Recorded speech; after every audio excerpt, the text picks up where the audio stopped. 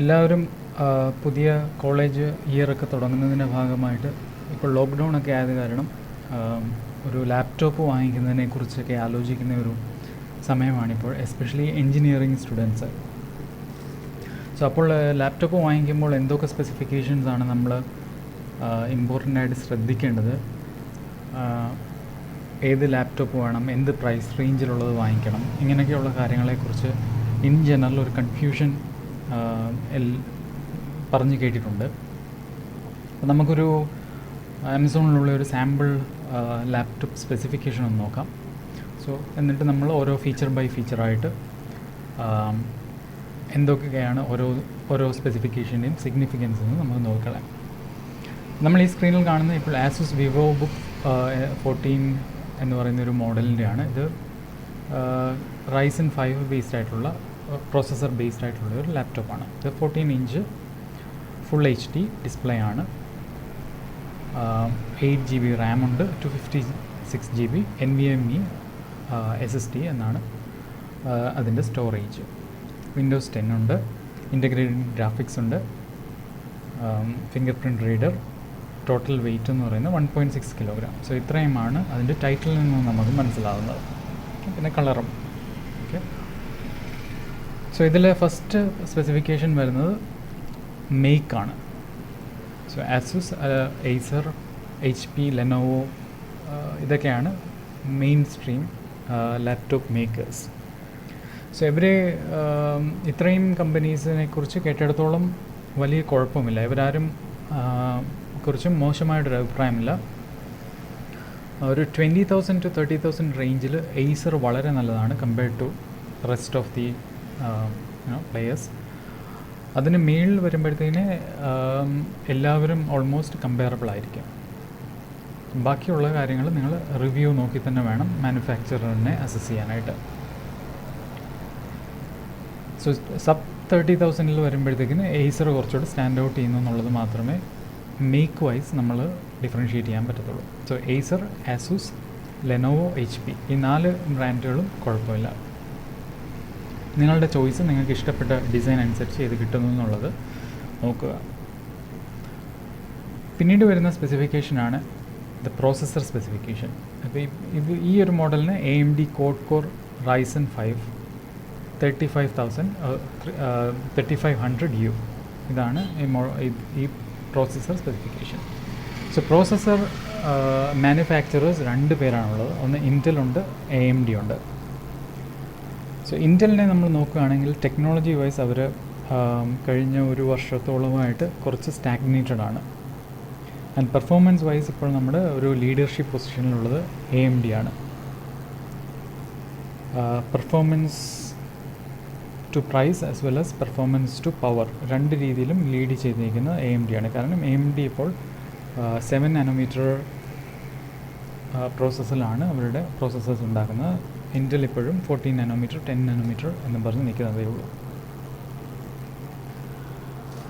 So അതുകൊണ്ട് തന്നെ power അഡ്വാൻറ്റേജും ഉണ്ട്, ചെറിയ ചിപ്പായത് കാരണം കോസ്റ്റ് അഡ്വാൻറ്റേജും ഉണ്ട്. AMD കുറച്ചുകൂടെ മാർജിൻ കുറച്ചാണ് സെല്ല് ചെയ്യുന്നത്, അതുകൊണ്ട് തന്നെ പ്രൈസ് അഡ്വാൻറ്റേജും നമുക്ക് വരുന്നുണ്ട്. ഓക്കെ, ഇപ്പോൾ ഇത് ക്വാഡ് കോറാണ്, അതായത് ഒരു സിംഗിൾ പ്രോസസ്സറിൽ 4 CPU കോർസ് ഉണ്ട്. So Ryzen 5, Ryzen 3, Ryzen 5, Ryzen 7 എന്നും പറഞ്ഞ് ഇൻറ്റലിൻ്റെ i3, i5, i7 കറസ്പോണ്ടിങ് ആയിട്ടുള്ളൊരു ബ്രാൻഡിങ് ആണ് AMD ചെയ്തിരിക്കുന്നത്. ഓക്കെ, സോ AMDക്ക് Ryzen സീരീസിലുള്ള പ്രോസസ്സേഴ്സും ഉണ്ട്, അതിൽ താഴെയുള്ള ബ്രാൻഡുകളും ഉണ്ട്, സബ് ബ്രാൻഡുകളും ഉണ്ട്. സോ ഈ Ryzen നിങ്ങൾ AMD തിരഞ്ഞെടുക്കുകയാണെങ്കിൽ ഈ Ryzen സീരീസിലുള്ളത് തന്നെ തിരഞ്ഞെടുക്കുക. അതിൽ താഴെയുള്ള റേഞ്ചുകൾ അല്ലെങ്കിൽ അതിന് താഴെയുള്ള പ്രൈസ് പോയിന്റിലാണ് നിങ്ങൾക്ക് ഒരു ലാപ്ടോപ്പ് വേണ്ടതെന്നുണ്ടെങ്കിൽ നിങ്ങൾ ഇൻറ്റലിലേക്ക് പോകുക. അതായത് ഒരു 20,000 to 30,000 റേഞ്ചിലുള്ളതാണെങ്കിൽ നിങ്ങളൊരു ഇൻറ്റൽ ബേസ്ഡ് ആയിട്ടുള്ള ഒരു ലാപ്ടോപ്പ് തിരഞ്ഞെടുക്കുക. 30 എബോവിൽ പോവുകയാണെന്നുണ്ടെങ്കിൽ നിങ്ങളുടെ ബഡ്ജറ്റ് നിങ്ങളെ അനുവദിക്കുകയാണെങ്കിൽ നിങ്ങളൊരു Ryzen ബേസ്ഡ് ലാപ്ടോപ്പ് തന്നെ നിങ്ങൾക്ക് തിരഞ്ഞെടുക്കാൻ പറ്റും. സോ Ryzen 5 വരുമ്പോഴത്തേന് ക്വാഡ് കോർ ആണ്, Ryzen 3 വരുമ്പോഴത്തേന് ഡ്യുവൽ കോർ മാത്രമേ കിട്ടത്തുള്ളൂ എന്നാണ് തോന്നുന്നത്. പ്രൈസ് ഡിഫറൻസ് തമ്മിൽ സംവട്ട് കമ്പയറബിൾ ആണ്. അതാണ് പ്രോസസ്സർ സൈഡ്. നിങ്ങളുടെ ബജറ്റ് അനുസരിച്ച് നിങ്ങൾ പ്രോസസ്സർ തിരഞ്ഞെടുക്കുക. പ്രോസസ്സർ എത്ര സ്ലോ ആയിരുന്നാലും നിങ്ങൾ ഈ എൻജിനീയറിങ് ടാസ്ക് വരുമ്പോഴത്തേക്കിന് നിങ്ങൾ അധികം നോട്ടീസ് ചെയ്യത്തില്ല. സോ ചില ടാസ്കുകളുണ്ട് അതിന് നിങ്ങൾ നോട്ടീസ് ചെയ്യും, ബട്ട് അതിനേക്കാളും ഇമ്പോർട്ടൻ്റ് ആയിട്ടുള്ളൊരു ഫാക്ടറാണ് ഈ റാം സൈസ് എന്ന് പറയുന്നത്. സോ ഇതിനകത്ത് ഇപ്പോൾ ഈ സ്പെസിഫിക്കേഷനിൽ വരുമ്പോഴത്തേക്കിന് 8 GB റാം എന്നാണ് പറഞ്ഞേക്കുന്നത്. സോ റാൻഡം ആക്സസ് മെമ്മറിയാണിത്. ഇതാണ് നിങ്ങളുടെ കമ്പ്യൂട്ടറിൻ്റെ വർക്കിംഗ് മെമ്മറി. സോ ഇത് മിനിമം ഇന്നത്തെ സ്റ്റാൻഡേർഡ് അനുസരിച്ച് ഒരു ഓപ്പറേറ്റിംഗ് സിസ്റ്റവും ഒരു ബ്രൗസറും എല്ലാം കൂടെ കംഫർട്ടബിളായിട്ട് റൺ ചെയ്യാവുന്നത് ഒരു മിനിമം ഒരു 4 GB വേണം. സോ നിങ്ങളുടെ ടിപ്പിക്കൽ ഒരു എൻജിനീയറിംഗ് യൂസ് വരുമ്പോഴത്തേക്കിനും നിങ്ങൾക്കൊരു ബ്രൗസർ കാണും, ഒരു 10 to 20 ടാബ്സ് ഓപ്പൺ ആയിരിക്കും അറ്റ് എ ടൈം. കൂടാതെ ഒരു പവർ പോയിൻ്റ് കാണാം, ഒരു വേർഡ് പ്രോസസ്സർ കാണാം, പിന്നെ കുറേ PDFs ഓപ്പൺ ആയിട്ട് കാണും. സോ ഇതെല്ലാം നിങ്ങളുടെ റാം കൺസ്യൂം ചെയ്യും. സോ തമ്പ് റൂൾ എന്ന് പറയുന്നത് ഒരു വെബ് പേജ്, ഒരൊറ്റ ഫയർഫോക്സിൻ്റെ ഒരൊറ്റ ടാബ് എന്ന് പറയുന്നത് ക്ലോസ് ടു 100-150 MB എന്ന് നിങ്ങൾക്ക് അസ്യൂം ചെയ്യാം. സോ 20 അല്ലെങ്കിൽ 10 ടാബ്സ് വരുമ്പോഴത്തേക്കിന് 1.5 GB to 3 GB കൺസ്യൂംഡ് ആവും. പ്ലസ് പിന്നെ ഓപ്പറേറ്റിംഗ് സിസ്റ്റത്തിനുള്ള സ്ഥലവും വേണം. സോ അതെല്ലാം കൂടെ കൊണ്ടാണ് പറയുന്നത് 4 GB ഇന്നത്തെ ഒരു സ്റ്റാൻഡേർഡ് വെച്ച് അബ്സല്യൂട്ട് മിനിമമാണ്. അതിൽ താഴെ മെമ്മറി കപ്പാസിറ്റി ഉള്ള ഒരു ലാപ്ടോപ്പിനെ കുറിച്ച് നിങ്ങൾ നോക്കാതിരിക്കുന്നതാണ് നല്ലത്. അത് വളരെ സ്ലോ ആയിരിക്കും. പിന്നെ അതിൻ്റെ അപ്ഗ്രേഡബിലിറ്റി. സോ ഈ 8 GB കൂടാതെ അഡീഷണൽ റാം നിങ്ങൾക്ക് ഫ്യൂച്ചറിൽ ആഡ് ചെയ്യാമെന്ന്. ഒരു അഡീഷണൽ 8 GB കാർഡും കൂടെ ആഡ് ചെയ്യുമോ, അല്ലെങ്കിൽ അഡീഷണൽ 4 GB കാർഡും കൂടെ ആഡ് ചെയ്ത് ഇതിനെ പിന്നീട് നിങ്ങൾക്ക് അപ്ഗ്രേഡ് ചെയ്യാൻ പറ്റുമോ, അല്ലെങ്കിൽ 4 GB ലാപ്ടോപ്പാണ് നിങ്ങൾ വാങ്ങിക്കുന്നതെങ്കിൽ അത് അപ്ഗ്രേഡ് ചെയ്യാൻ പറ്റുമോ, സോൾഡേഡ് ഡൗൺ ആയിട്ടുള്ള റാമാണോ അതോ എക്സ്ട്രാ റാം സ്ലോട്ട് ഉണ്ടോ എന്നുള്ളത് നിങ്ങൾ നോക്കേണ്ടതാണ്. അപ്പോൾ 4 GB ആണ് മിനിമം, 8 GB നല്ലതാണ്. പിന്നീടുള്ള സ്പെസിഫിക്കേഷൻ സ്റ്റോറേജാണ്. അതായത് ലാപ്ടോപ്പിന് പവർ ഇല്ലാത്തപ്പോഴും നിങ്ങളുടെ ഫയലുകൾ സ്റ്റോർ ചെയ്ത് ചെയ്യാനുള്ള പെർമനൻറ്റ് സ്റ്റോറേജ്, പെർസിസ്റ്റൻറ്റ് സ്റ്റോറേജ്. അത് 2 ഓപ്ഷനാണ്, 2 ടെക്നോളജി ഓപ്ഷൻസ് ആണുള്ളത്. ഒന്ന് സോളിഡ് സ്റ്റേറ്റ് ഡ്രൈവും, 2 പഴയ രീതിയിലുള്ള കറങ്ങുന്ന hard disk. So hard disk കുറച്ചുകൂടെ സ്ലോ ആണ്, കുറച്ചുകൂടെ എനർജി കൺസ്യൂം ചെയ്യും. അതായത് നിങ്ങൾ ബാറ്ററിയിൽ യൂസ് ചെയ്യുവാണെങ്കിൽ കുറച്ചുകൂടെ ബാറ്ററി ലൈഫ് കുറവായിരിക്കും ഒരു ഹാർഡ് ഡിസ്ക് ബേസ്ഡ് ആയിട്ടുള്ള ഒരു ലാപ്ടോപ്പ് യൂസ് ചെയ്യുവാണെങ്കിൽ. സോ സ്ലോ, എനർജി കൺസ്യൂമിങ്, പിന്നെ കുറച്ചുകൂടെ ഹെവി ആയിരിക്കും കമ്പയർഡ് ടു SSD. സോ ഈ 3 ഫീച്ചേഴ്സും വൈസും SSD മുന്നിലാണ്. നോട്ടീസബിൾ ഫീച്ചർ എന്ന് വെച്ച് കഴിഞ്ഞാൽ SSDയുടെ സ്പീഡാണ്. കമ്പയർഡ് ടു ലാപ്ടോപ്പ് SSD വളരെയധികം ഫാസ്റ്റാണ്, സോളിഡ് സ്റ്റേറ്റ് ഡ്രൈവ് വളരെയധികം ഫാസ്റ്റാണ്. ഡ്രോബാക്ക് എന്ന് വെച്ച് കഴിഞ്ഞാൽ ഓരോ GBക്കും നമ്മൾ പേ ചെയ്യേണ്ട പ്രൈസാണ്. സോ SSD എക്സ്പെൻസീവാണ്.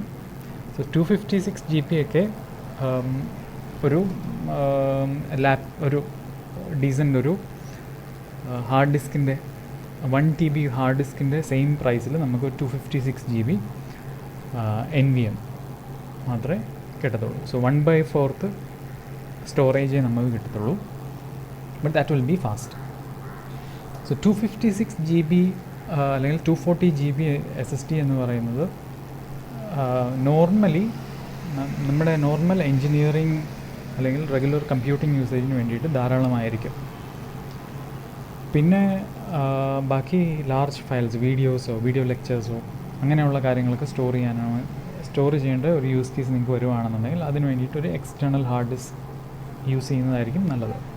സോ എൻ്റെ ഇപ്പോൾ ഈ വീഡിയോ റെക്കോർഡ് ചെയ്യാൻ ഞാൻ ഉപയോഗിക്കുന്ന ലാപ്ടോപ്പിനുള്ളത് ഒരു 240 GBയുടെ SSD ആണ്. ഓക്കെ, സോ ദാറ്റ് അതിനകത്ത് നിങ്ങൾക്കൊരു 40 GB അടുപ്പിച്ച് നിങ്ങളുടെ ഓപ്പറേറ്റിംഗ് സിസ്റ്റത്തിന് വേണ്ടി വരും. റിമൈനിങ് 200 GB നിങ്ങളുടെ ആപ്ലിക്കേഷൻസിന് വേണ്ടിയിട്ട് ഫ്രീ ആയിരിക്കും, വിൻഡോസ് ആണെങ്കിലും ലിനക്സ് ആണെങ്കിലും. ഓക്കെ, സോ 200 GB നിങ്ങളുടെ ആപ്ലിക്കേഷന് വേണ്ടിയിട്ടും ഡേറ്റയ്ക്ക് വേണ്ടിയിട്ടും അവൈലബിൾ ആണ്. ഈ SSDയിൽ തന്നെ അറിഞ്ഞിരിക്കാൻ വേണ്ടിയിട്ട് പറയുകയാണ്. സോ 2 ടെക്നോളജീസ് ഉണ്ട്. ഒന്ന് NVMe ഉണ്ട്, പിന്നെ SATA ബേസ്ഡ് ആയിട്ടുള്ള SSDയും ഉണ്ട്. സോ രണ്ടിൽ ഏതായി കഴിഞ്ഞാലും കുഴപ്പമില്ല. കുറച്ചുകൂടെ മോഡേൺ ആയിട്ടുള്ളത് NVMe എന്ന് പറയുന്ന സ്റ്റാൻഡേർഡ് തന്നെയാണ്. സോ അത് ഇവിടെ എഴുതിയിട്ടുണ്ട്. സോ സാറ്റ ബേസ്ഡ് എന്ന് പറയുമ്പോൾ നമ്മുടെ പഴയ ഹാർഡ് ഡിസ്ക് ഉള്ള മെഷീൻസ് അപ്ഗ്രേഡ് ചെയ്യാൻ വേണ്ടിയിട്ടുള്ളതാണ് സാറ്റ ബേസ്ഡ് SSD. ബട്ട് എനിവേ രണ്ടിലേതായി കഴിഞ്ഞാലും നിങ്ങളെ അഫക്റ്റ് ചെയ്യുന്നില്ല. സോ 256 GB SSD ആണ് ഇതിനകത്തുള്ളത്. SSD അത്യാവശ്യം വളരെയധികം ഫാസ്റ്റ് തന്നെയാണ്. പിന്നീടുള്ളത് ഓപ്പറേറ്റിംഗ് സിസ്റ്റമാണ്, വിൻഡോസ് 10. സോ അത് നിങ്ങൾ വിൻഡോസ് 10 അല്ലെങ്കിൽ ലിനക്സ് ബേസ്ഡ്, ലിനക്സിൽ പോകാൻ താല്പര്യമുള്ളവർ ലിനക്സോ യൂസ് ചെയ്യാം. ഓക്കെ.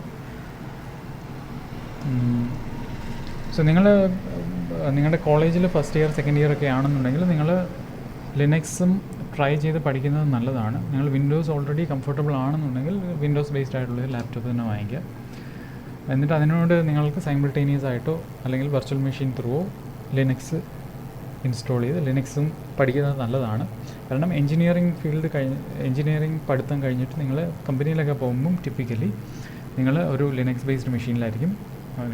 നിങ്ങൾക്ക് തരുന്ന ലാപ്ടോപ്പ് ഒരുപക്ഷെ വിൻഡോസ് ആയിരിക്കും, പക്ഷേ നിങ്ങളത് ഒരു ലിനക്സ് സെർവറുമായിട്ട് കണക്ട് ചെയ്ത് ആ എൻവയോൺമെൻറ്റിലായിരിക്കും നിങ്ങൾ വർക്ക് ചെയ്യണം. ബേസിക്കലി കമ്പനീസിൽ നമ്മൾ മെയിൽ ചെക്ക് ചെയ്യാനും പവർ പോയിൻറ്റ് പ്രിപ്പയർ ചെയ്യാനും വേർഡ് ഡോക്യുമെൻറ്റ്സ് പ്രിപ്പയർ ചെയ്യാനും വേണ്ടിയിട്ട് മാത്രമാണ് വിൻഡോസ് എൻവയോൺമെൻറ്റ് യൂസ് ചെയ്യുന്നത്. ബാക്കി ആക്ച്വൽ വർക്കൊക്കെ നടക്കുന്ന ഒരു ലിനക്സ് ബേസ്ഡ് എൻവയോൺമെൻറ്റിലായിരിക്കും. ഓക്കെ.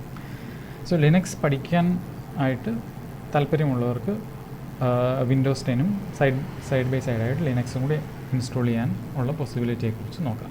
പക്ഷേ അതിൽ പർച്ചേസ് ടൈമിൽ നിങ്ങൾക്ക് ഏത് വേണമെങ്കിലും പർച്ചേസ് ചെയ്യാം. ഓക്കെ. പിന്നീട് ഇൻ്റഗ്രേറ്റഡ് ഗ്രാഫിക്സ്.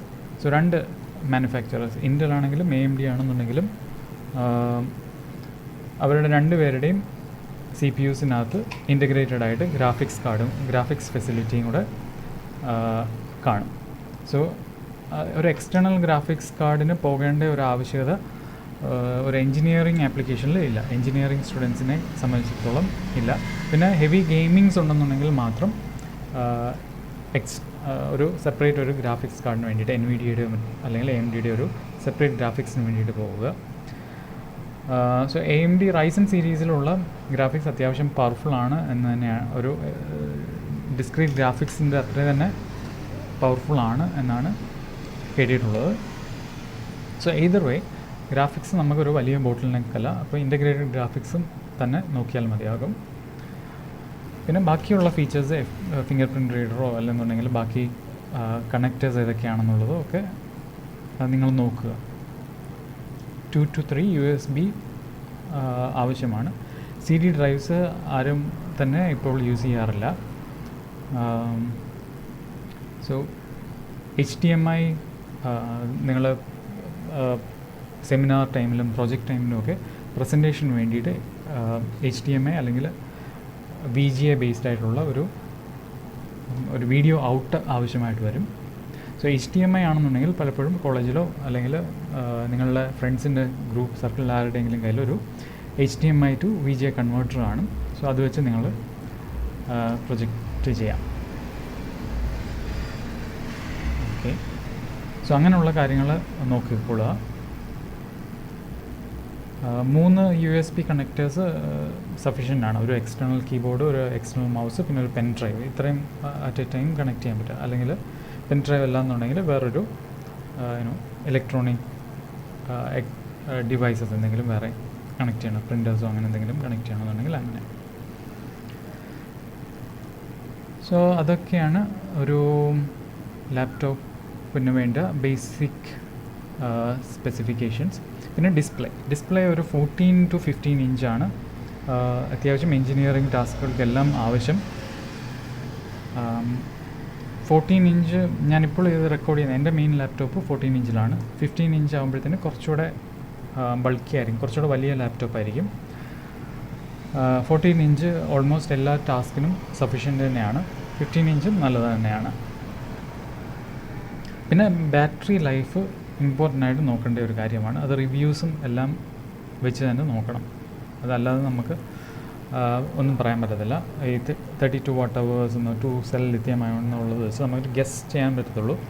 ഹാർഡ്വെയർ എത്രത്തോളം ഒപ്റ്റിമൈസ്ഡ് ആണ്, സോഫ്റ്റ്വെയർ എത്രത്തോളം ഒപ്റ്റിമൈസ്ഡ് ആണ് അതായത് പ്രോപ്പർ ഡ്രൈവേഴ്സൊക്കെ ആണോ എന്നുള്ളതൊക്കെ വെച്ച് ഇതിൻ്റെ ആക്ച്വലി നമുക്ക് പ്രോപ്പർ ഡിവൈസ് ഡ്രൈവേഴ്സൊക്കെ ആണോ, അല്ലെങ്കിൽ ഓപ്പറേറ്റിംഗ് സിസ്റ്റം എന്തുമാത്രം ആ ഹാർഡ്വെയറിന് വേണ്ടിയിട്ട് ഒപ്റ്റിമൈസ്ഡ് ആണ്,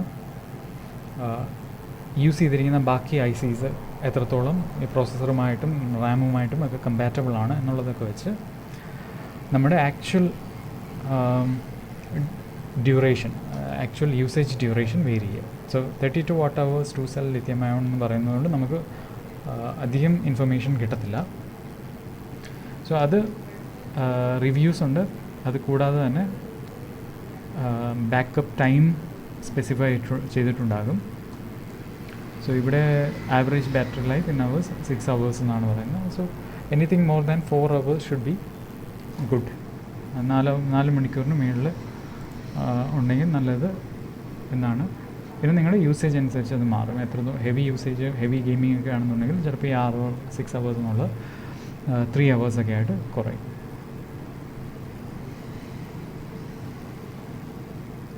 പിന്നെ വെയ്റ്റ് ഒരു ഫാക്ടറാണ്. 1.6 kilogram എന്ന് പറയുന്നത് വളരെ കുറഞ്ഞൊരു ലാപ്ടോപ്പ് റേഞ്ചിൽ അത്യാവശ്യം കുറഞ്ഞൊരു വെയ്റ്റാണ്. So up to 2 kilogram 2.1 kilograms ഒക്കെയാണ് ലാപ്ടോപ്പിൻ്റെ ഒരു വെയ്റ്റ് റേഞ്ച്. സോ ഇതിൽ ഹാർഡ് ഡിസ്ക് ഒക്കെ വരുമ്പോഴത്തേക്കിന് വെയ്റ്റ് കൂടും. ഹാർഡ് ഡിസ്കുള്ള മോഡൽസ് വരുമ്പോഴത്തേക്കും ഇതിനേക്കാൾ ഒരു 100 gramo 200 gramo കൂടുതൽ വരും. പിന്നെ ബാറ്ററി ബാക്കപ്പും കൂടുന്നതിനനുസരിച്ച് കുറച്ച് വെയ്റ്റ് അഡീഷൻ വരും. സോ ഇതൊക്കെയാണ്. പിന്നെ ഇൻ്റഗ്രേറ്റഡ് വൈഫൈ ഉണ്ടോ, ഇഥർനെറ്റ് പോർട്ട് ഉണ്ടോ എന്നുള്ളത് നോക്കുക. ഇഥർനെറ്റ് പോർട്ട് ഓപ്ഷണലാണ്. വൈഫൈ ഇപ്പോൾ എല്ലായിടത്തും അവൈലബിൾ ആയതുകൊണ്ട് ഇഥർനെറ്റ് അത്ര ഇമ്പോർട്ടൻ്റ് എന്ന് പറയാൻ പറ്റത്തില്ല.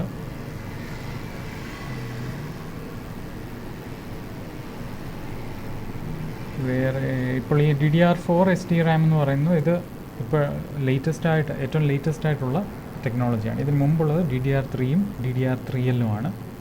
DDR2 ഒന്നും ഇപ്പോൾ ആക്ച്വലി പ്രൊഡക്ഷനിലില്ല. പാർട്സ് കിട്ടുമെന്നുണ്ടെങ്കിലും ആക്ച്വൽ ലാപ്ടോപ്സ് ആരും DDR2-ൽ മാനുഫാക്ചർ ചെയ്യുന്നില്ല. DDR3, 3L, DDR4 ആണ് ഏറ്റവും ലേറ്റസ്റ്റ്.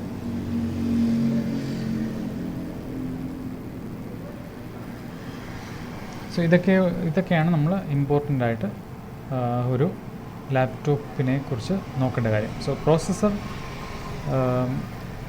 പ്രോസസ്സറാണ് നിങ്ങൾക്ക് ഏറ്റവും ഈസിലി കോംപ്രമൈസ് ചെയ്യാൻ പറ്റുന്നത്.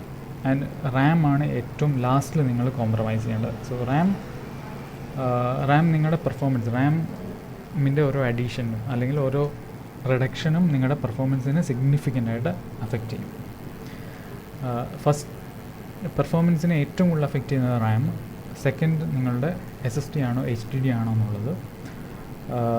അതിന് ശേഷം മാത്രമേ നിങ്ങളുടെ പ്രോസസ്സർ പെർഫോമൻസ് വരുന്നുള്ളൂ, പ്രോസസ്സർ സ്പെസിഫിക്കേഷൻ വരുന്നുള്ളൂ. സോ ഇത് കൂടാതെ ഞാൻ നോട്ടീസ് ചെയ്ത ഒരു കാര്യമെന്ന് വെച്ച് കഴിഞ്ഞാൽ ഇപ്പോൾ ഈ ലോക്ക്ഡൗണിന് ശേഷം maybe Chinese supply chain ഡിസ്റപ്ഷനുമൊക്കെ കാരണമായിരിക്കും പൊതുവേ നമ്മുടെ ഒരു ബജറ്റ് ലാപ്ടോപ്സ് അവൈലബിലിറ്റി കുറവാണ്. ഒരു 30K to 40K റേഞ്ചിലാണ് അത്യാവശ്യം ഡീസൻറ്റ് സ്പെസിഫിക്കേഷൻസ് ഉള്ള ലാപ്ടോപ്സ് അവൈലബിൾ. അപ്പോൾ നിങ്ങൾക്ക് വേറെ ഒരു ലാപ്ടോപ്പ് അവൈലബിൾ ആയിട്ടുണ്ടെന്നുണ്ടെങ്കിൽ അത് കഴിവുള്ളിടത്തോളം അപ്ഗ്രേഡ് ചെയ്യുക. കൂടുതൽ റാം ആഡ് ചെയ്തോ അല്ലെങ്കിൽ കൂടുതൽ HDD മാറ്റി SSD ആക്കിയോ അങ്ങനെ അപ്ഗ്രേഡ് ചെയ്ത് പെർഫോമൻസ് ഇമ്പ്രൂവ് ചെയ്ത് യൂസ് ചെയ്യാൻ പറ്റുമോ എന്ന് നിങ്ങൾ നോക്കുക. അങ്ങനെ ഒരു ഓപ്ഷൻ ഇല്ലാത്തവർ പുതിയ ഒരു ലാപ്ടോപ്പിന് വേണ്ടിയിട്ട് ശ്രമിക്കുക. ഓക്കെ.